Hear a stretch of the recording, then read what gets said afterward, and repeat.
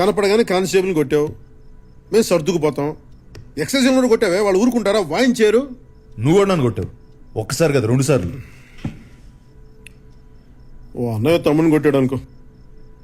నిద్రలో ఉన్నవాడిని కొట్టి తెచ్చి అన్నయ్య అనుకో, అమితాబ్ బచ్చన్ అనుకో అంటే అట. సర్లే కానీ దగ్గరలో ఏమన్నా హోటల్ ఉంటే చెప్పు. ఏంటి? పోయి పడుకోవాలి. ఇంకా కేసు ఫస్ట్ అవర్లో ఉండేటట్టు చూడు, తర్వాత ఊరు వెళ్ళాలి.